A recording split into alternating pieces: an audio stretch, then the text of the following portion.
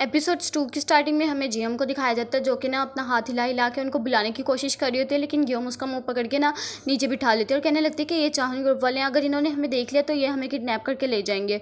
तो वो कहने लगती है ये क्या सच में ये चाहन ग्रुप वाले लोग हैं। ये लोग छुप के ना जा रहे होते हैं, लेकिन एक सोल्जर इनको देख लेता है और ये भी इनको ना बंदी बना के लेके चला जाता है, यानी कि जेल में फेंक देता है।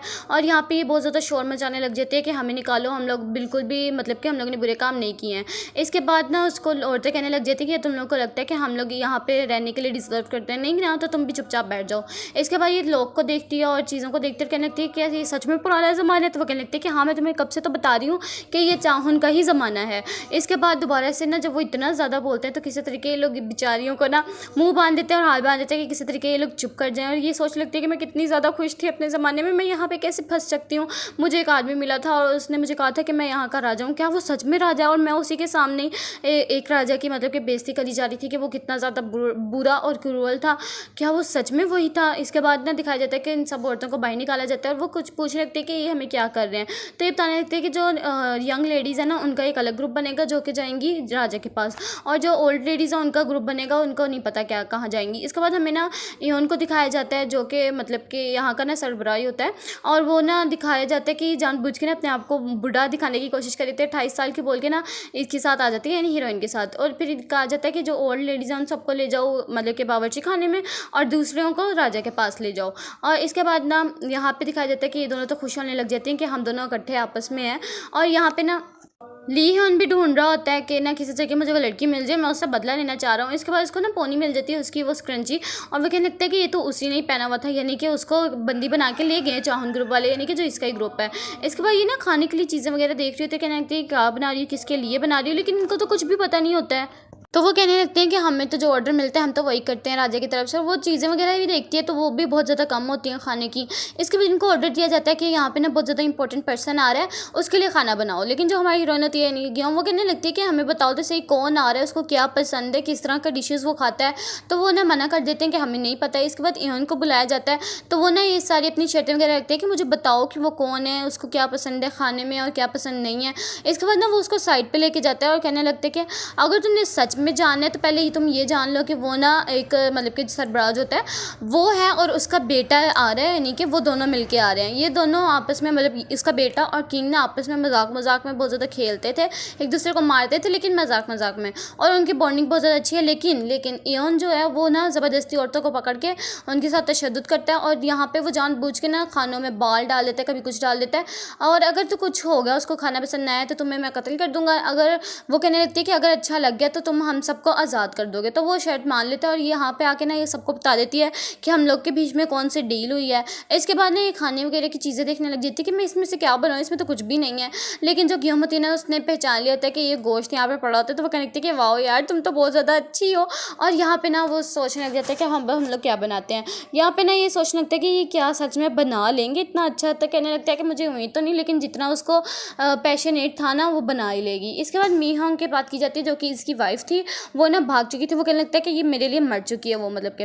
और यहाँ पे ना इसको समझ ही नहीं आ रहा था क्योंकि गोश्त ना बहुत ज़्यादा हार्ड होता है, वो कट ही नहीं रहा होता है।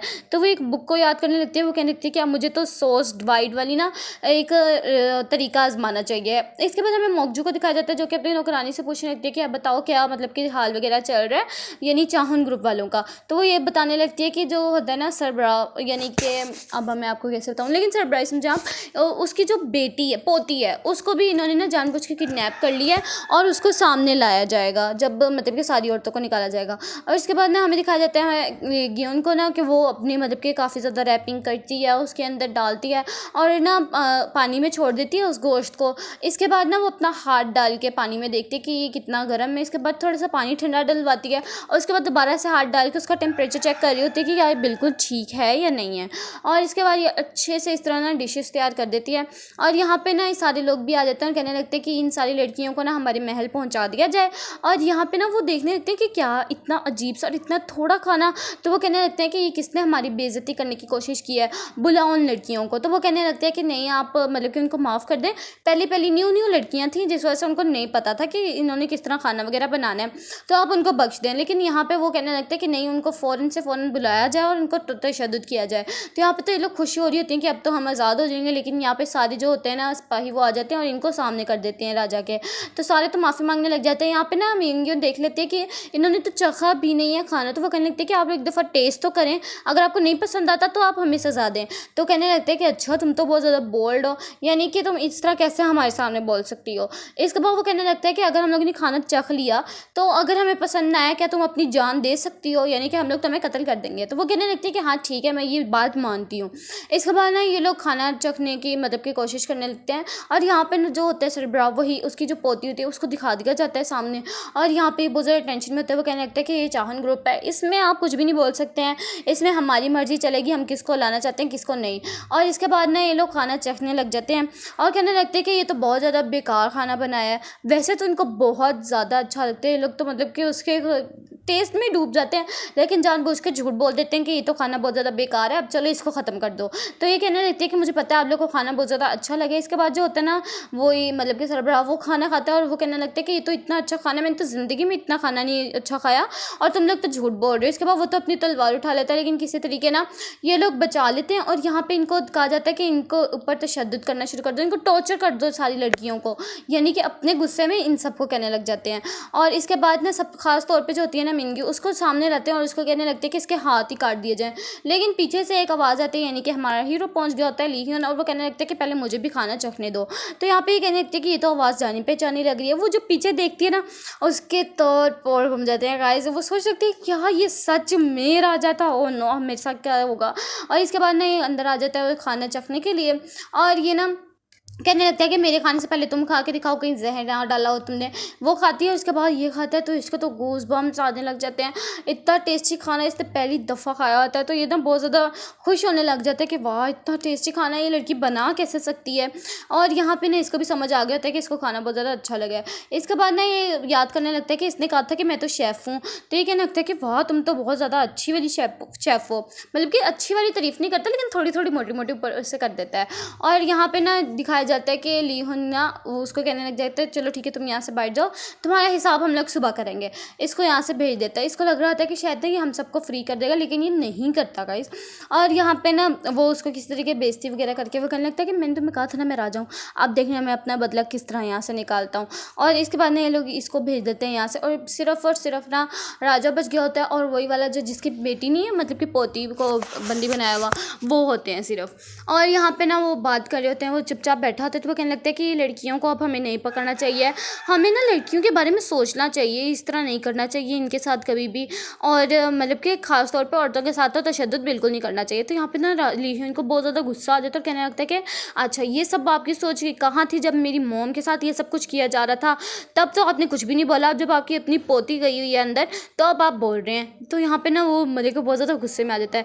इसके बाद ना इनको फिर से मतलब कि बंदी बना लिया जाता है, और ये सोचने लगती है कि मैं अब क्या करूँ। तो यहाँ पे ना वो उसको कहने लगती है कि तुम्हें पता भी है मैं कहाँ से आई हूँ।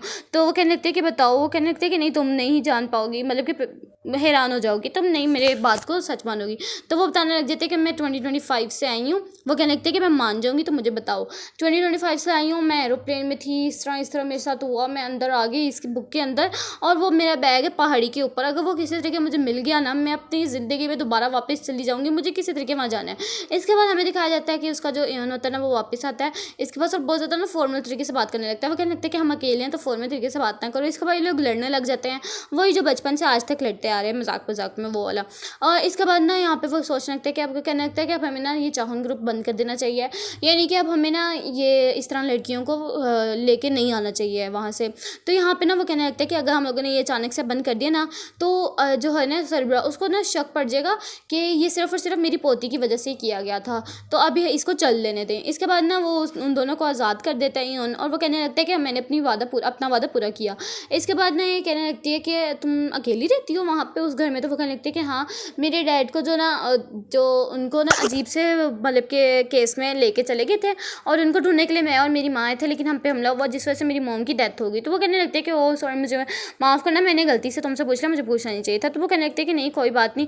इसके बाद ना वो कहने लगते हैं कि क्या तुम मेरे साथ 2025 में जाना चाहोगी अगर मैं जाऊँगी। तो वो कहने लगते हैं कि हाँ, लेकिन वो कैसा है। तो वो कहने लगते हैं कि तुम जो मर्जी बनना चाहोगी ना वो बन जाओगी। तो वो कहने लगते हैं कि मुझे शेफ़ बनना है। वो कहने लगते हैं कि हाँ मैं ज़रूर तुम्हारे लिए करूँगी। इसके बाद वो एक चीज़ देखती हैं दोनों और बहुत बुरे तरीके से डर जाती हैं। और वो कौन होता है, वो ली हियोन होता है, क्योंकि उनको पता लग गया होता है कि वो दोनों भाग गई होती हैं। इसके बाद वो तो समझने लगती है कि शायद वो मुझे मारने लगा है, लेकिन वो तो ना इसके ऊपर से कुछ एक चीज़ उसके बालों में लगी होती है, वो उतार रहा होता है।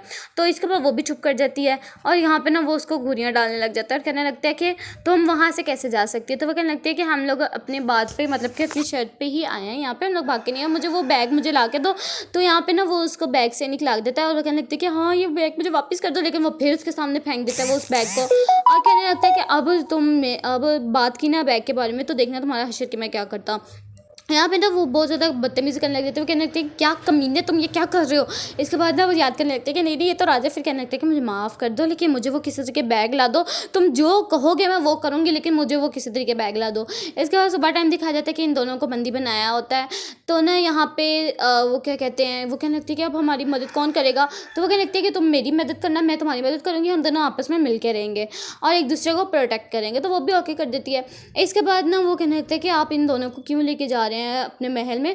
वो तो गुस्सा करने लग जाएंगी, यानी कि मोकजू जो है। तो वो ना कहने लगती है कि काश मेरे पास एक गन होती, मैं इसको ऐसे ही शूट कर देती, लेकिन लीहू ने उसको शूट कर देता है वहीं से अपनी उंगलियों से। तो यहाँ पे ना दिखाया जाता है कि मोकजू को ना खुश करने के लिए लड़कियां वगैरह आई होती हैं। इसके बाद ना यहाँ वही सरबराह आ जाता है गाइस, और यहाँ पे ना वो कहने लगता है कि तुम्हें पता भी है कि वो अपने वहाँ से ना बहुत ज़्यादा खूबसूरत एक लड़की लेके आ रहा है, ऐसा कभी भी नहीं हुआ। लगता है कि उसके ऊपर ना उसका दिल आ चुका है, तो तुमने किसी तरीके लीहू को अपने करीब करना है और इसके बाद अपना बदला लेके और मेरे पास वापस आ जाना है।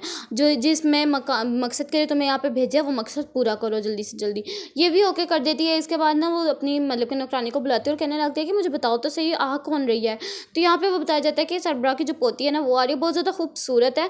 और यहाँ पे ना कुछ बच्चे होते हैं वो उनके ऊपर पत्थर फेंकने लग जाते हैं, तो वो तो उसको बदतमीजी करके डरा के वहाँ से भगा देती है, लेकिन सैनिक उसके पीछे चले जाते हैं क्योंकि वो लीहन कहने लगता है कि मेरी चीज़ को कोई अगर इस तरह करे तो मैं उसको कभी भी नहीं बख्शता हूँ। तो वो कहने लगती है कि मैं तुम्हारी चीज़ हूँ क्या। तो वो कहने लगता है कि हाँ बिल्कुल, क्यों नहीं, तुम मेरी चीज़ ही हो।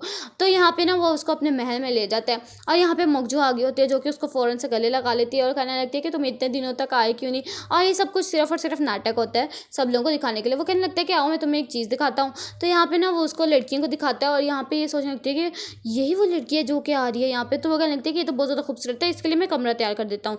तो वो कहने लगता है कि नहीं ये वैसे भी इंसान नहीं बल्कि घोस्ट है। तो वो कहने लगती है कि चलो कोई बात नहीं, मैं इसके लिए कमरा तैयार कर देती हूँ और मतलब कि इसके कपड़े वगैरह चेंज करवा देती हूँ। तो यहाँ पे ये कहने लगता है कि हाँ इसको जल्दी से करवाओ और इससे मैंने बहुत ज़्यादा काम लेना है ख़ास तौर पे। और यहाँ पे ना वो उसकी चिक को ऐसे पकड़ लेता है और ये सोचने लग जाता है कि ये मेरे साथ क्या करेगा। वो कहने लगता है कि ये मुझसे जान की भीख मांगेगी, इस तरह मैं इसको मतलब कि इसका हाल कर दूंगा। तो ये तो बेचारी टेंशन में आ जाती है। बस इसी सीन के साथ ये वाला एपिसोड यहीं पे एंड होता है। वीडियो अच्छी लगी तो लाइक करना, चैनल को सब्सक्राइब करना। मिलते हैं नेक्स्ट एपिसोड में, तब तक के लिए अल्लाह हाफिज़।